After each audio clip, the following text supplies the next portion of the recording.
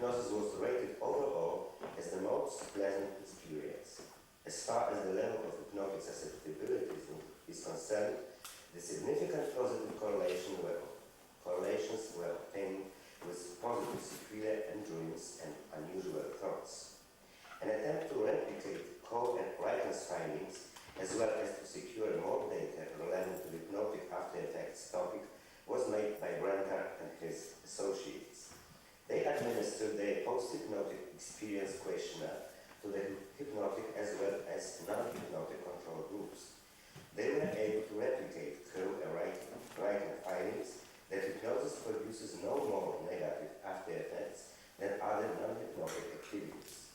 They also found that the level of hypnotic susceptibility is not associated with negative post-hypnotic somatic reactions, and that hypnotic subjects generally regard the hypnotic situation as a pleasant and positive one. Well, the aim of the present paper is to provide more data on the possible after effects of hypnosis.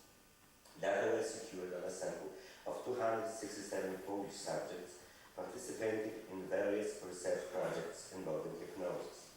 All subjects were administered the Harvard scale by short and on in a tape-recorded format. Upon completing the scale answer booklet, the subjects were asked to answer a few more questions, two of them being relevant to the topic of my paper. The questions were: first, in regard to your mental and physical state before the experiment, do you perceive at this moment any discernible difference? And the second question, would you like to participate once again in the experiment involving hypnosis? To the latter question, the subjects were asked to choose one of the four answers: yes, rather yes than no, no, and rather no than yes. In the experiment, participated students majoring in psychology and pedagogics. There were 50 men and 217 women with a mean age of 20 years. All reported hypnotic after effects were classified into three categories: negative, positive, and none. In the whole sample, among the negative after effects, the most often reported one was drowsiness, reported by 15% of subjects, then feeling of being tired, 9%, of having headache, 8%, and inability to concentrate, 2%. In turn, among the positive after effects, 44% of subjects reported that they feel more relaxed, 2% of subjects reported that they have no longer headache they had before the experiment, and 1% of subjects reported better concentration. When the level of hypnotic susceptibility was taken into account, the following results were obtained. In the category of negative after effects, mediums reported more frequently drowsiness than lows and highs, and the difference between the two latter groups were not statistically significant. As far as headache is concerned, it was reported mainly by mediums, then by highs, and to the lowest degree by lows. Again, mediums reported more frequently that they feel tired than lows and highs. The highs reported the same after effects, of being tired, more frequently than the lows did. In the category of inability to concentrate, the highs differed from the mediums and the lows. As far as positive after effects are concerned, the mediums and the highs reported more often feeling of relaxation than did the lows. In the category of better concentration, there were no significant differences between the three groups, and also the category including reports of no longer headache did not differentiate the groups. The last category of reporting no after effects did not differentiate mediums and highs, but their scores were significantly lower than those of the group of low susceptibility.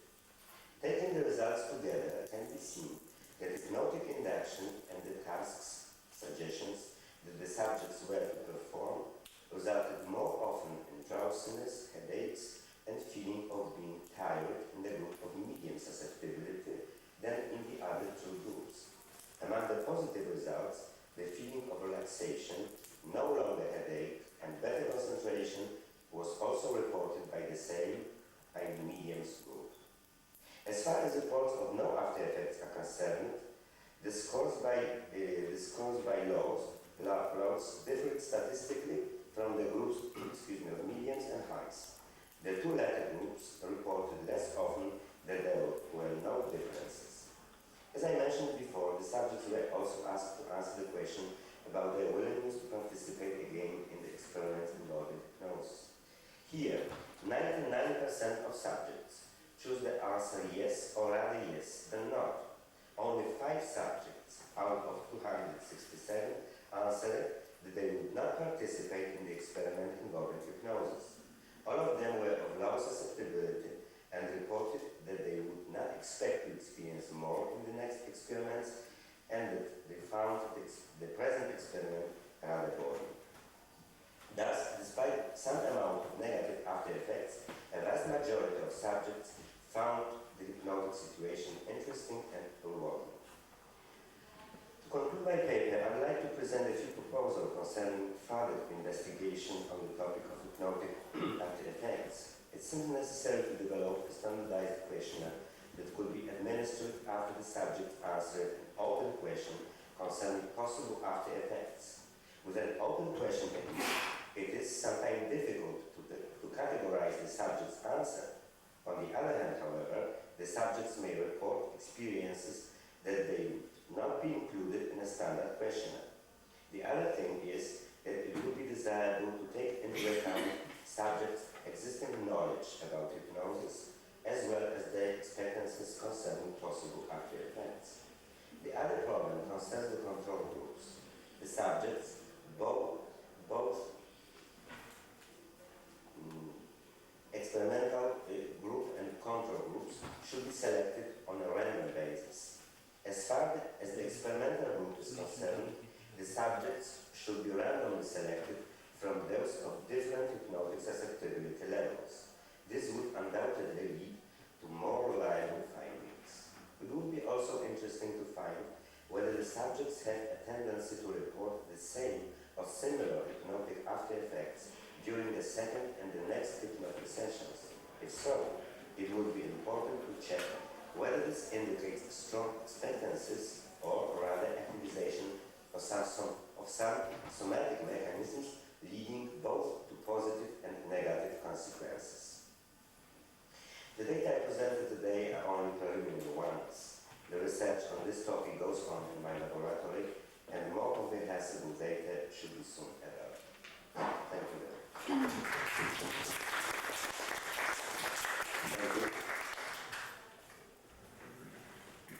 Thank you. It's interesting data. Are there some questions for Dr. Suta?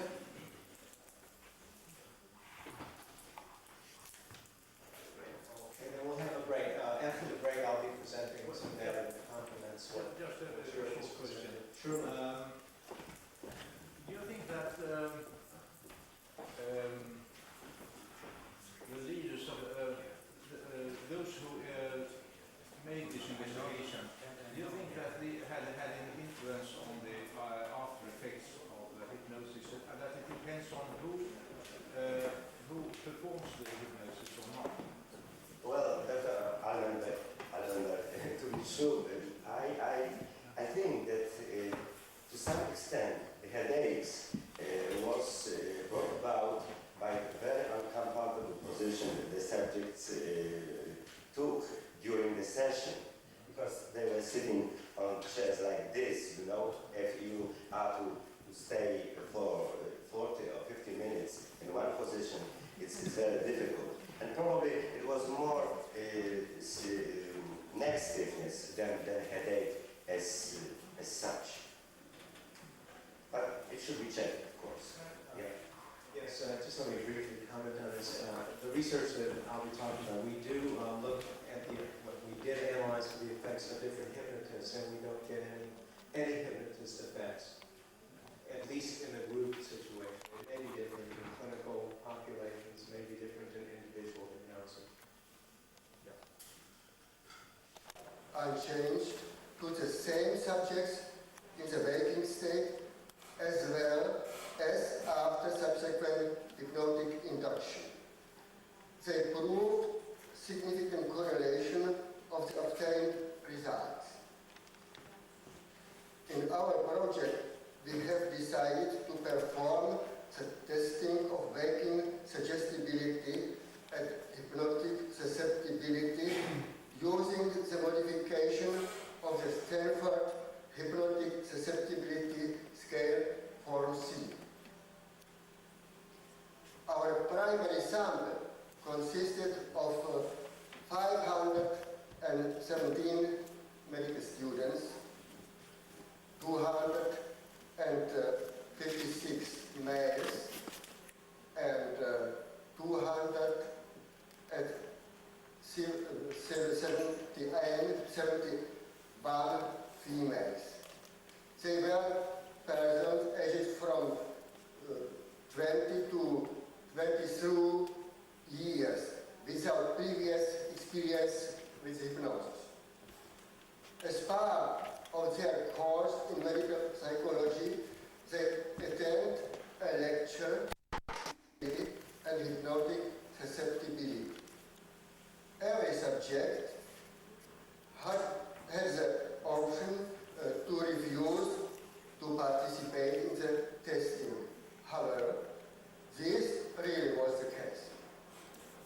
First, a short screening of the primary sample took place with the use of 7 selected items of the Stanford Hypnotic Susceptibility Scale Form C, shortened adaptive scales. Then volunteers were recruited from the subjects who scored 5 or more, and further detailed examination with the aid of an extended adapted Stanford scale on 19 items took place. In this way, the primary sample broke up into 2 subsamples. One was made up of volunteers with higher hypnotic susceptibility scores, 87 subjects, 27 males and 16 females. The other, larger, subsamples were made up of the remaining 440 subjects, 229 males and 211 females. These subjects were marked as unselected, although a more correct name would be partially selected subjects. The 2 above-mentioned modifications of the Stanford scale were applied. The list of items in both scales are at the disposal of all participants present here. Yes, the scales. Both modifications of the Stanford scale were slightly adapted in a way to make small group testing with state-recorded items possible. Both testing scales were applied under 2 experimental conditions. First, in the waking state, then under the hypnotic induction procedure. Before the first testing, the subjects were informed of the possibilities of mental intervention in the psychic and somatic activities by means of suggestions in the waking state as well as under hypnosis. It was emphasized that the realization of each suggestion can be regarded as a self-regulatory intervention. It was also said that the subjects with great abilities for mental self-regulatory interventions are at advantage because they can more easily learn to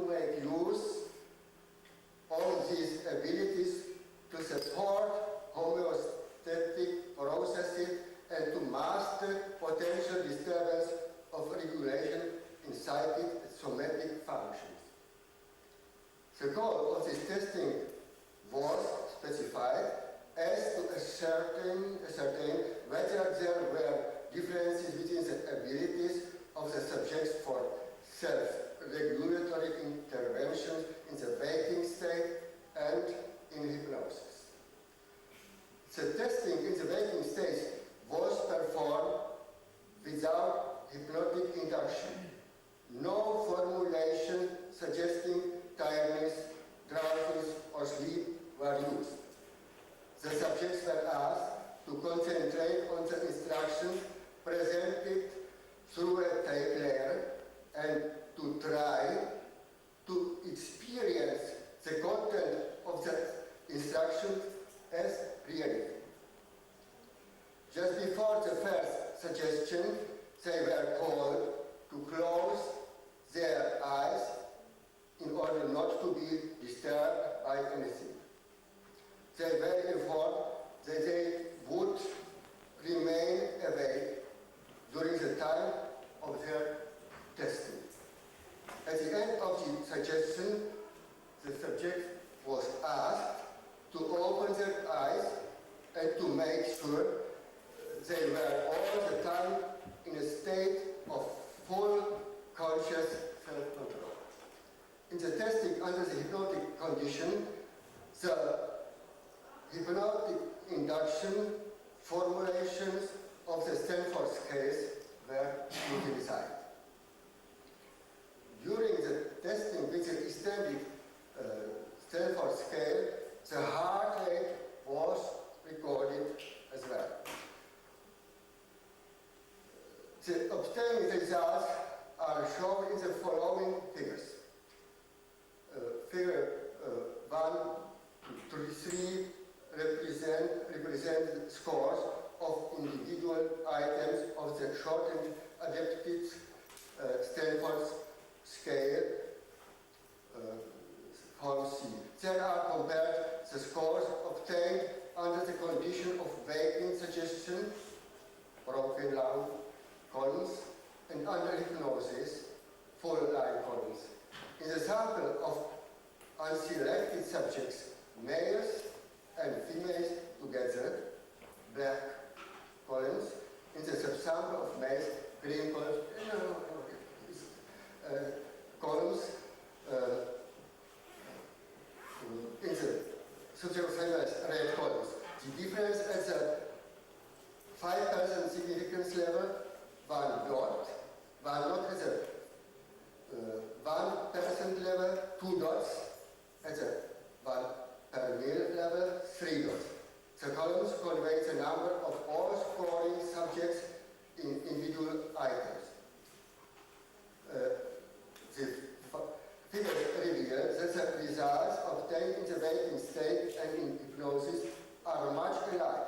The item scores of the hypnotic suggested are mostly somewhat better than the scores of waking suggestion, but the differences are predominantly non-significant. First slide, please.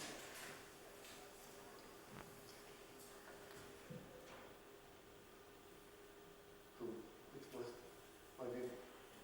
clear, yes. Males and females together. Next slide, please.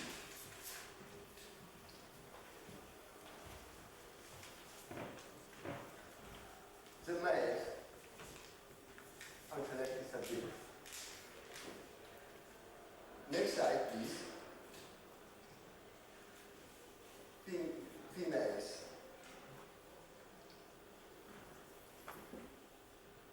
Thank you. The next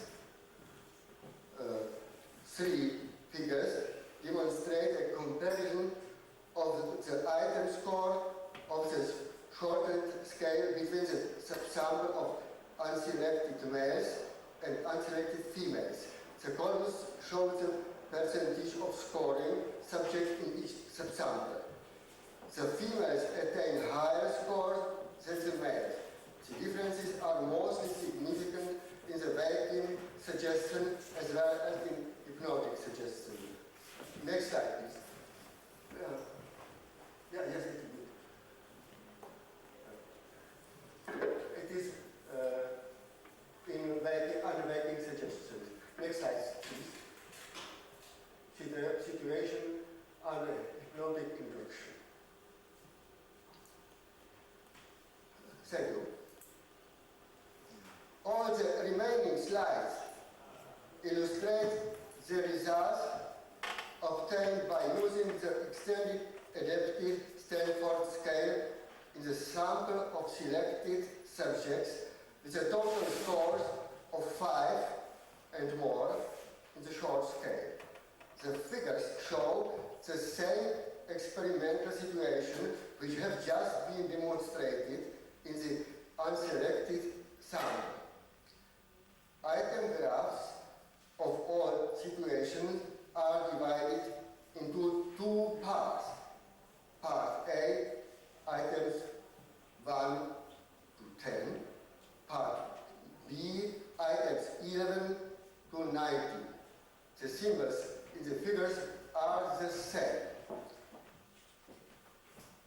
The next 6 figures show a comparison of the scores of waking in hypnotic suggestion.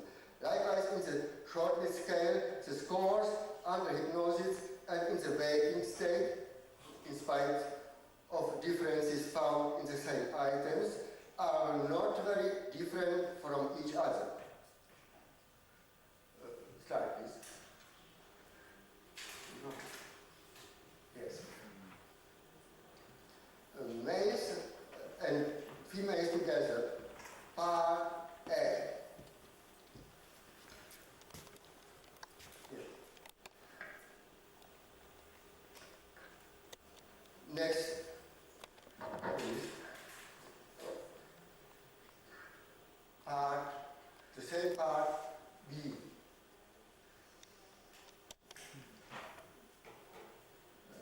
Next, please. Next slide, please.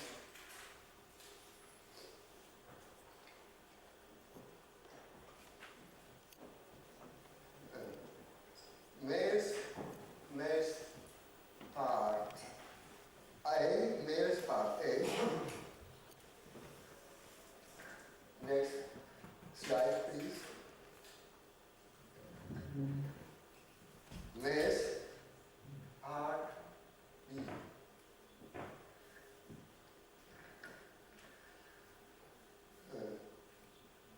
Next slide.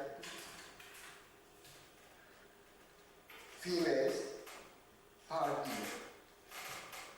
This figure shows that the female scores for the items 11, anosmia to ammonia, 15, experience of anxiety.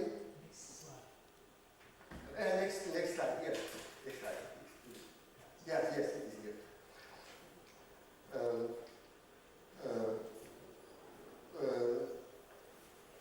Experience of anxiety, 15 experience of anxiety, 18% of the lookout tower.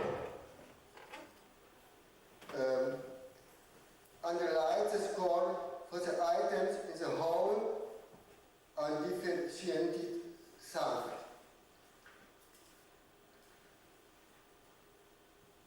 Thank you. The last 4 figures make possible comparison of item scores between males and females. Most female scores are higher than the male scores, both under the waking suggestion and subsequent hypnotic induction. However, the differences are, contrary to those for the shortness scale, mostly non-significant. Next slide, please. Yes. Waking state, part A.